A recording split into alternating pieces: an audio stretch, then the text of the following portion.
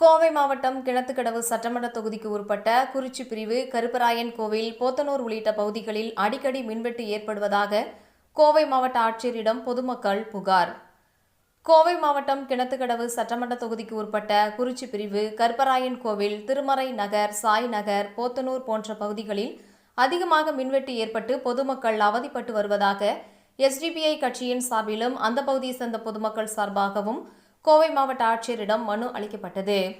இதனைத் தொடர்ந்து மாவட்ட ஆட்சியர் அலுவலகத்தில் செய்தியாளர்களை சந்தித்து பேசிய SDPI கட்சியை சேர்ந்த ஷாகுல் ஹமீத் கூறும்பொழுது, இந்த பகுதியில் அடிக்கடி மின்வெட்டு ஏற்பட்டு வருகின்றது. இதுகுறித்து பலமுறை மின்வாரிய அதிகாரியிடம் மனுக்களாகவும் புகார்களாகவும் தெரிவித்துள்ளோம். ஆனாலும் அதிகாரிகள் எவ்வித நடவடிக்கையும் எடுப்பதில்லை.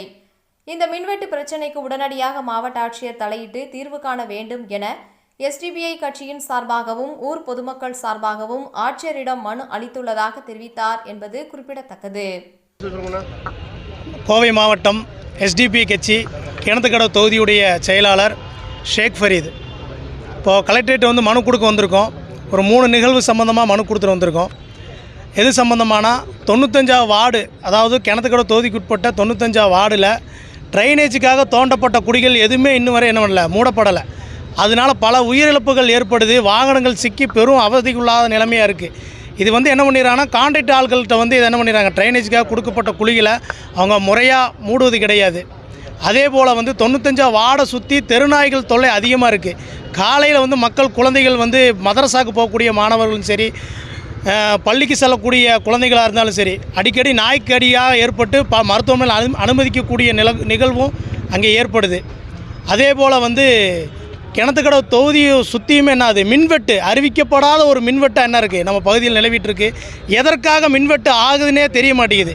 இது சம்மந்தமாக நம்ம ஏஐட்ட தொடர்பு கொண்டு பேசும்போது அவர் சரியான ரெஸ்பான்ஸ் பண்ணுறதில்ல. ஒரு நாளைக்கு 5 மணி நேரத்துலேருந்து 6 மணி நேரம் வரை என்னது மின்வெட்டு ஏற்படுது. அது எங்கள் வார்டை பொறுத்தளவு என்ன பண்ணுது, தமிழக அரசும் சரி, இங்கே இருக்கக்கூடிய மாநகராட்சி நிர்வாகம் சரி, முற்றிலுமாக புறக்கணிக்கப்படக்கூடிய வார்டாக 95 வார்டு மாறிக்கொண்டிருக்கின்றது. அதே போல் கமிஷனரை சந்திக்க வந்திருக்கிறோம். இது சம்மந்தமானா இப்போ உக்கடம் ஆத்துப்பாலம் மேம்பால பணி நிறைவு பெற்று பல வாகனங்கள் அதில் என்ன பண்ணிகிட்டு சென்று வந்து கொண்டு இருக்கின்றது.